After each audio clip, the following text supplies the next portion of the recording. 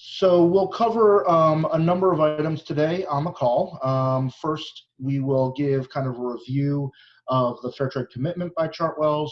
We'll talk a little bit of an overview on Fair Trade and the Fair Trade University's effort, and then get into the mechanics of the campaign, how this works, how this effort can look on your campus, as well as the support materials and resources that we can make available and will make available to all of you. And then Laura will wrap us up with a little information about the overall program, and then we will move into Q&A. We want to make sure we've got plenty of time for your questions and to answer those. So to start us off, just as a reminder, Chartwells made a really important commitment in 2018, and we've been working with Laura and team since to implement. And this is really a commitment that we at Fair Trade Campaigns and in the Fair Trade movement in general have been really excited about. It's a commitment that demonstrates the leadership role that Chartwells is playing in the higher ed space around not just environmental sustainability, but sustainability that also focuses just as importantly on economic and social sustainability. And so the first piece of this commitment was to have at least 2 Fair Trade certified products in all dining locations. If you're looking at the slide, you can see that includes things like retail, restaurants, C-store, resident dining. And it's to cover 2 products. And we started with really diving into the coffee supply chain and seeing where there was opportunity there. As Laura can attest, there's an abundance of Fair Trade certified options available, and there's a lot of detail for you guys on that in the playbook. The second piece of that, and I should mention that commitment on coffee in particular and others was fulfilled this past fall, in the fall 2018 into the 2018-2019 academic year. And so now that we're moving into the second phase of Chartwell's commitment to fair trade, and that is to contribute to growing the number of fair trade colleges and universities nationally and within Chartwell's portfolio. Our goal together is that over time we will make it a possibility for all Chartwell's campuses to be fair trade colleges or fair trade universities. So we're really excited about that. Those of you on this call and on a call that we had earlier today are part of that initial cohort of campuses, and we are really designing our program in a way that makes it really turnkey and will help empower you guys to be leaders on your campuses and to be able to do so in a way that partners with students and other leaders, so that all of you are really the instigators and the leaders of the first phase of this campaign. And then as Kylie will touch on soon, how we transition that so that you guys don't have to be playing the lead role in perpetuity. So that is the commitment. Again, we've had a number of these calls, but I still want to start off with a little overview of fair trade. Just as a reminder and a refresher, as I mentioned before, we've had a lot of focus in the sustainability sector over the last several decades on environment, which is critically important. Fair trade has a very strong environmental standard on the farm or factory level. It includes things like none of the worst agrochemicals, no GMOs, water usage, proper waste management, ecosystem infrastructure to protect against and build resiliency against climate change. And also layers that ensure the economic and social sustainability of the farmers and workers that are the ones providing all of these products for us. And so in those 2 categories, there are 2 major components of the fair trade system that ensure that economic and social well-being. On the economic side, the first piece is a minimum price guarantee, and that is true across almost all commodities in the fair trade system. What that does is serves as a safety net. So agricultural commodities are traded on the global market, and farmers being at the mercy of those fluctuating prices is one of the root causes of poverty in developing countries. What fair trade does is it ensures that farmers get the best price possible based on the market or based on their quality. However, if the market price drops below the cost of production, farmers never get paid less than the cost of production. And what that does is it allows them to stay in business. We're seeing this in the coffee sector right now in particular. The coffee market is at a 20-year low, and it is resulting in large groups of farmers having to abandon their farms and find new ways of income because they cannot afford to just maintain their crop. So that minimum price component is a really critical piece of the fair trade model. And then the second one that I'll highlight here is the community development premium, and this bridges from the economic to the social impact side. Community development funds are distributed directly to the organized group of workers. That can be a co-op, that can be a democratically organized worker group, an organized group of artisans. It's a way to ensure that financial benefit is not only going back to the individual farmers, which is where the premium comes in, but the community development funds are money on top of that that's democratically decided on by the community to address the things that they know and assess as the most urgent and needful. So those are things like establishing scholarship funds. We've seen generation after generation of kids go to school specifically due to the community's decision to save that money and put it into education. In addition to that, things like access to healthcare, access to clean water, all kinds of infrastructure projects, food security projects. And then they also can reinvest that into things that help improve the quality, because ultimately the price that they get is based on how in demand what they're growing and producing is. So a lot of other quality and quantity improvement projects have been undertaken to drive even more revenue for these communities. And so that's really kind of the backbone of fair trade certification system. And that ensures, again, that we're really working in partnership and in economic solidarity with the folks that are producing so much of what we enjoy and appreciate at our fingertips on the campuses that you all work at and in the communities we all live in. So as an overview, our program, Fair Trade Colleges and Universities, is part of Fair Trade Campaigns. We have university program. We also have a community-based program for Fair Trade Town cities. We have a program for K through 12 schools and one for congregations as well for faith communities. This map is if you're on the website, is where all of our universities are located. So we've grown dramatically in recent years, and we've got a goal of establishing fair trade university campaigns in every state. And you can obviously see here we have huge clusters. The reason we wanted to show you this map is not just to show you where regionally we're concentrated, but how easy it is for us to link you up with resources in those regions. We have 4 geographic formal campaign regions that are networked together. There's a leadership team and there's fellows that staff those regions. And those are New England, the Mid-Atlantic, the Great Lakes, and the Southwest. So we have those established networks there, and then we have other resources and guidance we'll offer for any campuses that are outside of those regions.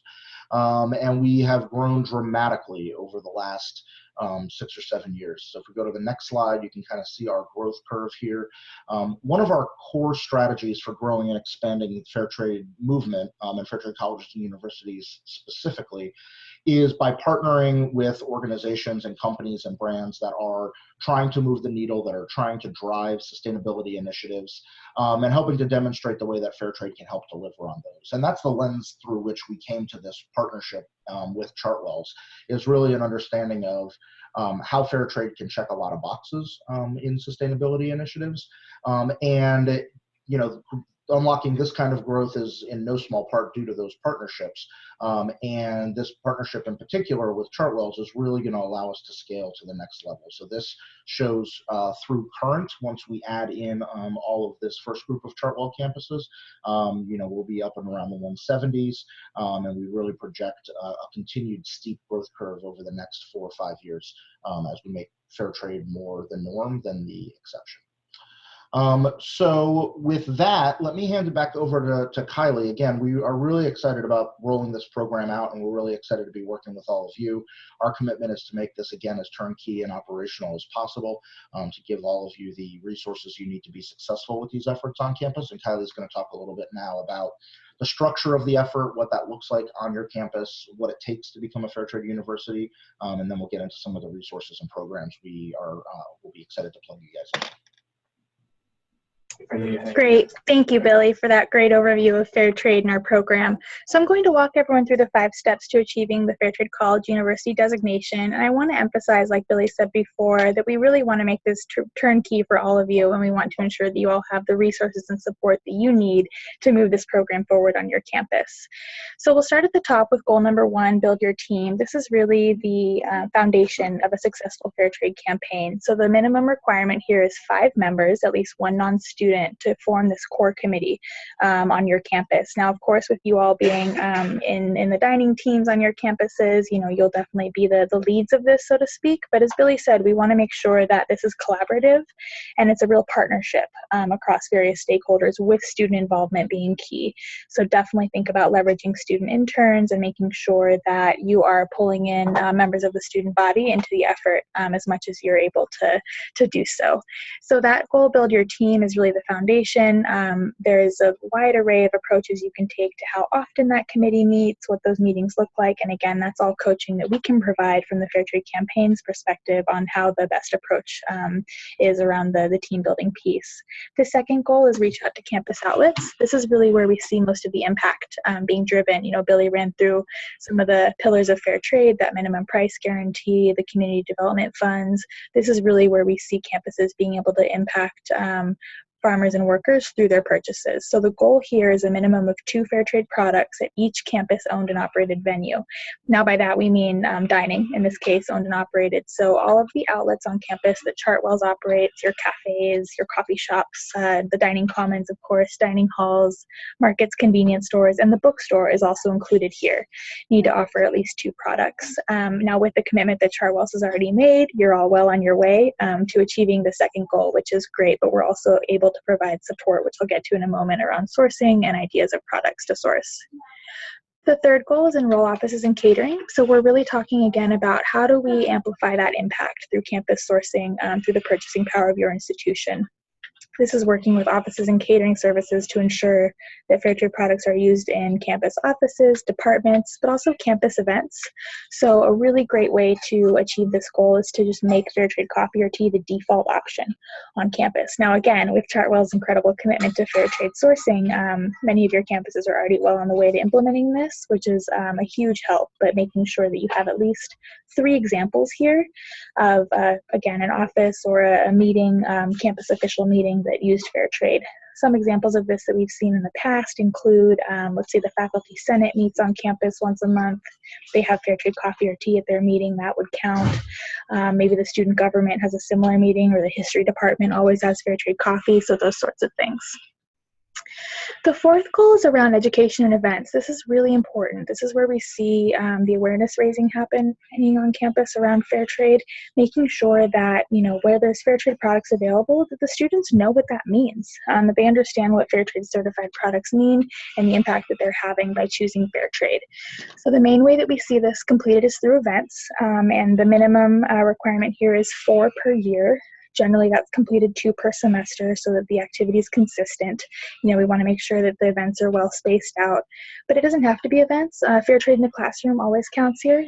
So if you have a really strong, let's say, global studies program on your campus, or social justice curriculum, and you have some faculty members that you can work with to incorporate fair trade, or they're already doing so, that would count here as well, as does media coverage from the local school paper. And Billy will get into in a few minutes about a program that we have to offer that really helps support this fourth goal as well.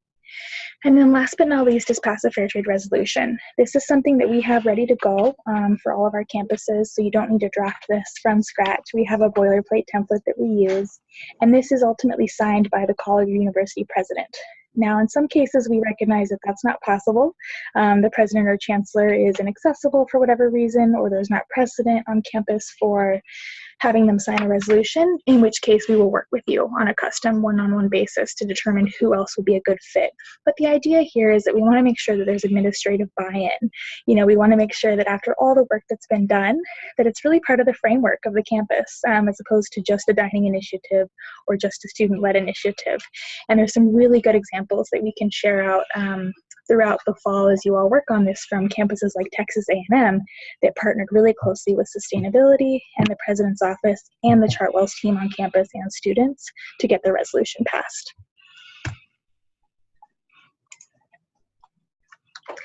And next, I'll cover what resources are available to support your fair trade campaign.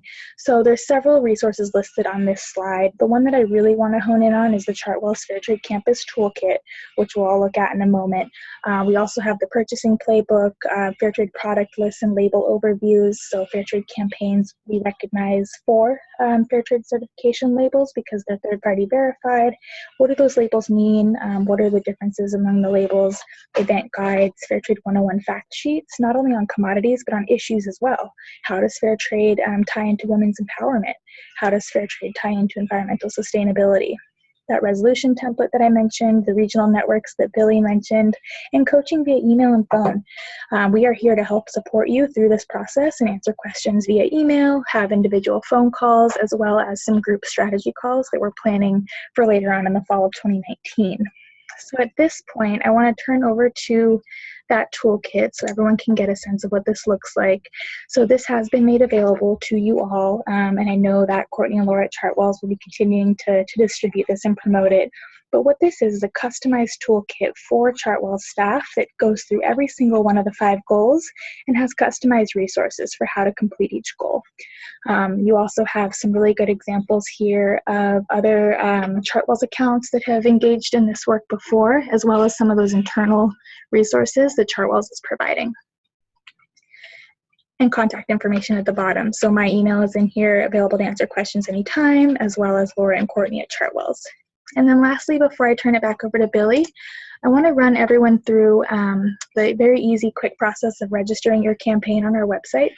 So fairtradecampaigns.org is our website. We have a lot of resources here, which we'll make sure everyone has access to. But to register your campaign, you'll just click Start a Campaign and just enter in some basic information. Should take about 1, maybe 2 minutes tops. And what'll happen then is we'll approve the campaign and publish it, and you will have a public-facing campaign page that you can track all of your information through. So that's really great news because you don't have to wait for us to get back to you and verify your information. Everything can be input on your own via the website. Now this is an example of Texas A&M. They've achieved fair trade status. You can see here they've completed all 5 goals, and they also have all of their products listed at the bottom, what you can get on campus and where. I will also just close and say that this is a really good example of a role that a student intern can play in your campaign, making sure that they have access to this page so that they can really handle the data entry and all of the work around maintaining the campaign page.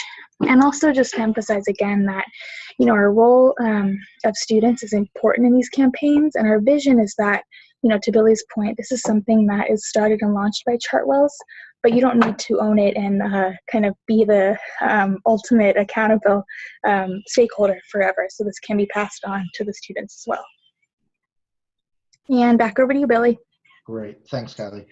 So a couple things we just wanted to highlight for all of you. Throughout the course of the year, we do a number of promotions and do a lot of different events that we try to make easy to adopt. We always want there to be room for creativity. We're really excited and eager to see how you guys and the students and others that you're working with fit fair trade into prior existing efforts and initiatives. You know, you can plug fair trade products into a lot of different events and a lot of different programs on campus. The ones that I want to highlight on this call, one of our kind of signature programs, which is Fair Trade Finals. We do this every semester.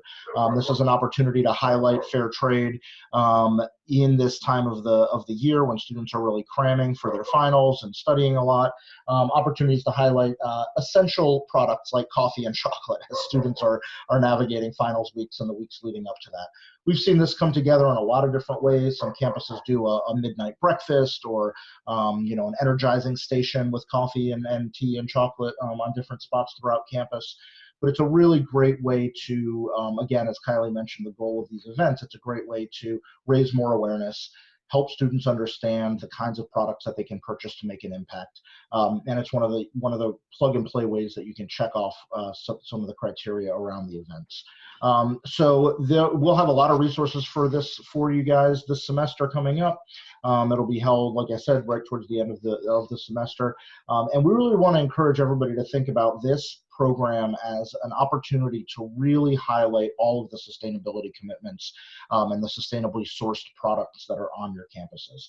Obviously, fair trade is the headliner, but again, we know that the value that fair trade brings to a lot of organizations and campuses is that intersection of different causes and movements that people are invested in and care a lot about. So, you know, using your Fair Trade Finals event to really bring out and have signage and you know, and call out all of the different sustainability attributes to those products, inviting the students that you're working with to invite their friends and folks that are working in other movements or other student groups that you know, are connected with some of the issues that fair trade addresses.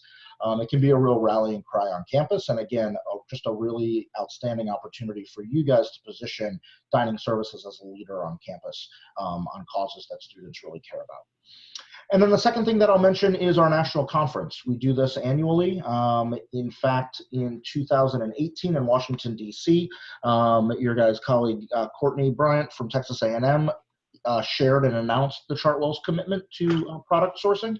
And then last year, this past year in Chicago, we had Laura on the main stage on a panel around business and sustainability. And that is where we started strategizing about this rollout that we're having right now in the fall with all of you. So we will be working to create space for all Chartwells campuses to have dedicated networking opportunities and workshopping. We really see this as a chance to bring all of you that are working on this initiative on your campuses together and just create some space for workshopping, for exploring what's working, what challenges there are. We all know that there's no better way to do that than in person. So we're hoping we can have as many of you and as many of the students you're working with at that conference. It'll be March 20th to 22nd in Pasadena, California, and along with Laura, we'll be following up with a lot more information and opportunity for that. Great, thanks, Billy. So next we'll turn it over to Laura Lapp from Chartwells, and she'll discuss the target campuses, timeline, and next steps. Thank you so much. Good afternoon, everyone. I did get a chance to attend, as Billy mentioned, the conference last year. It would be really fantastic to have a lot of attendees in the coming fiscal year. So mark your calendars for that. Start making those asks. I can't think of a better place to spend March than out in California. So what we have in front of us are our target cohort list. I think we have captured contact information for everyone on this list, including some of our new business for this coming year.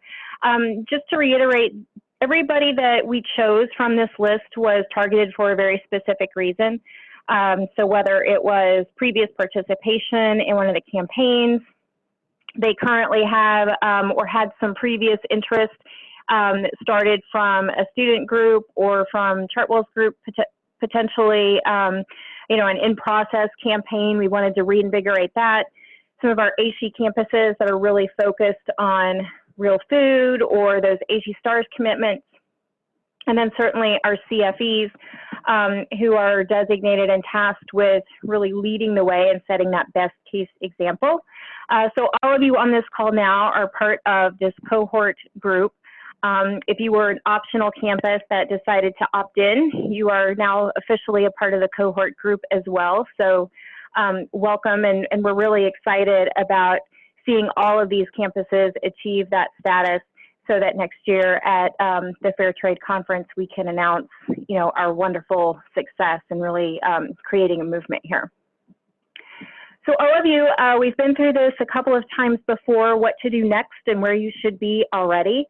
Just as a quick reminder, if you have not had the opportunity yet to walk through your campus and identify with your culinarian or your managers what those two fair trade products are per each location, that should be the very first thing that you do when you hang up from this call today. Go to all of your internal managed retail spots, your resident dining, visit the bookstore and take a look at catering and see what's available and what options you have to make sure that you've got those two fair trade certified products. Tea and coffee are both really easy wins. We have a lot of options that are available, and then you can fill in with some other products as those are available. And of course, the playbook that Billy referenced earlier in the presentation can give you some additional ideas for other products. The next thing is really start working that process that Kylie walked you through. Again, our aim for everyone is to have your resolution signed by December 2019, and that's just because we really want to work this through as quickly as possible. We don't want it to drag out, so that is our target. We've gotten information through the Smart Sheet, so at this point we don't need anything else. Your next step is to register your campaign at fairtradecampaigns.org and then start building those campus teams. And now is the perfect time to start really getting some student engagement as they come back to campus. Students, especially freshmen, are looking for ways to become involved. I'm sure a lot of you have sustainability groups, student groups, faculty groups on campus that you can engage as part of this process. So this is a really prime time to capture some of that attention and build a really robust student network out of this whole philosophy of fair trade, and making sure that we're handing a lot of this responsibility to students, because we want them to be engaged and we want them to own it. We're kind of working as those administrators and helping them through that process. Thank you guys for joining us. We really appreciate the time on a Monday. We really appreciate the work that you guys are doing every day and the work that we'll be doing together. Stay tuned. Lots of resources coming your way. Lots of opportunity for coaching and support, as we described. And we're really looking forward to working with all of you this semester.